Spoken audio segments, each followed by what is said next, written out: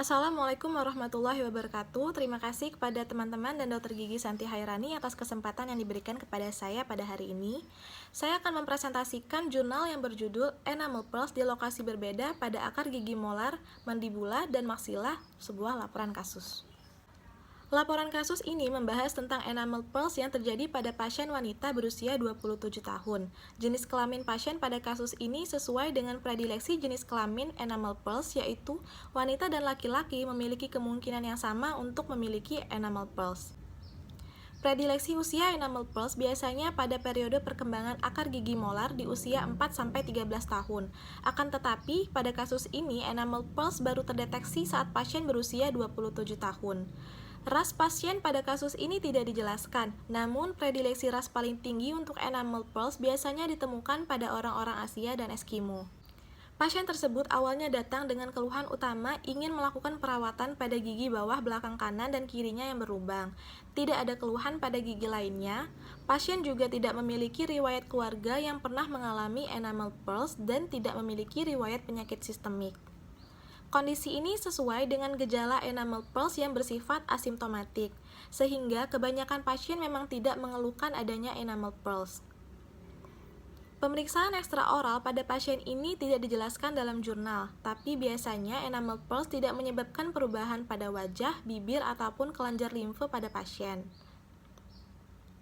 Pemeriksaan intraoral memperlihatkan adanya gingivitis generalisata dan karies gigi multiple pada pasien, sedangkan mengenai enamel pearls tidak dijelaskan dalam jurnal.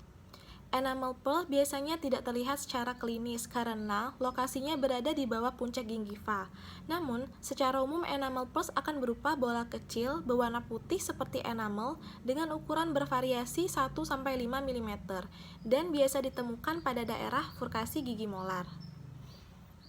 Enamel pearls bisa menjadi faktor predisposisi terjadinya gingivitis generalisata pada pasien ini apabila ditemukan lebih dari satu dan keberadaannya menyebabkan peningkatan retensi plak dan memperburuk kebersihan rongga mulut pasien. Pemeriksaan penunjang yang dilakukan adalah radiografi panoramik dan periapikal. Pada foto panoramik terdapat gambaran radiopak yang densitasnya menyerupai enamel. Pada gigi 17, jumlah single di sepertiga tengah akar sisi mesial ukuran lebih kurang 5 mm. Pada gigi 16, jumlah single di sepertiga cervical akar sisi distal ukuran lebih kurang 5 mm. Pada gigi 26 berjumlah 2 di sepertiga tengah akar sisi mesial berukuran lebih kurang 2 mm dan sepertiga cervical akar sisi distal berukuran lebih kurang 3 mm. Pada gigi 38 jumlah single di bifurkasi ukuran lebih kurang 5 mm. Pada gigi 47 jumlah single di bifurkasi ukuran lebih kurang 2 mm. Localized bilateral, lesi berbentuk bulat dengan batas jelas. Efek terhadap jaringan sekitar berupa kerusakan puncak tulang alveolar pada mesial gigi 17, distal gigi 16, dan distal gigi 26, serta pelebaran ruang ligamen periodontal pada mesial gigi 26. Kemudian, pada gigi 47 terdapat karies oklusal dengan kedalaman mencapai pulpa. Foto periapikal pertama terdapat gambaran radiopak yang densitasnya menyerupai enamel pada gigi 17 di sepertiga tengah akar sisi mesial, pada gigi 16 di sepertiga cervical akar sisi distal, ukuran lebih kurang 5 mm, berjumlah 2, berbentuk bulat dengan batas jelas dan tidak ada efek terhadap jaringan sekitar. Pada periapikal kedua, terdapat gambaran radiopak yang densitasnya menyerupai enamel pada gigi 26, berjumlah 2 di sepertiga tengah akar sisi mesial berukuran lebih kurang 2 mm, dan di sepertiga cervical akar sisi distal berukuran lebih kurang 3 mm. Berbentuk bulat, dengan batas jelas. Efek terhadap jaringan sekitar berupa pelebaran ruang ligamen periodontal pada mesial dan kerusakan puncak tulang alveolar pada distalnya. Foto periapikal ketiga terdapat gambaran radiopak yang densitasnya menyerupai enamel pada gigi 47. Di bifurkasi, jumlah single ukuran lebih kurang 2 mm, berbentuk bulat dengan batas jelas dan tidak ada efek terhadap jaringan sekitar. Lalu terdapat karies oklusal pada gigi 47 dengan kedalaman mencapai pulpa. Foto periapikal ketiga, terdapat gambaran radiopak yang densitasnya menyerupai enamel pada gigi 38. Di bifurkasi, jumlah single ukuran lebih kurang 5 mm, berbentuk bulat dengan batas jelas, dan tidak ada efek terhadap jaringan sekitar. Pemeriksaan radiografi panoramik pada kasus ini menunjukkan adanya lesi radiopak dengan densitas seperti enamel pada permukaan akar gigi 17, 16, 26, dan bifurkasi gigi 38 dan 47, berbentuk bulat dengan batas jelas. Maka radiodiagnosis yang dapat ditegakkan dari lesi ini adalah enamel pearls. Kasus pada jurnal ini jarang terjadi karena enamel pearls ditemukan di gigi maksila dan mandibula, tepatnya molar pertama dan molar kedua, dan ditemukan 2 enamel pearls pada gigi 26, sedangkan pada umumnya enamel pearls ditemukan di gigi molar ketiga maksila dan jumlahnya single. Efek enamel pearls berupa kerusakan tulang yang hanya terlihat pada gigi atas bisa jadi karena enamel pearls menempel di permukaan interdental dan mendekati puncak alveolar, yang kemungkinan dapat meningkatkan akumulasi plak pada gigi yang terlibat dan berpotensi menyebabkan penyakit periodontal. Pada kasus ini, dilakukan foto panoramik yang bertujuan untuk melihat distribusi enamel pearls pada keseluruhan gigi, dan juga foto periapikal yang bertujuan untuk menilai kehilangan tulang awal, perubahan pada ruang ligamen periodontal, dan lamina dura pada gigi terlibat akibat adanya enamel pearls. Diagnosis banding enamel pearls pada kasus ini adalah kalkulus.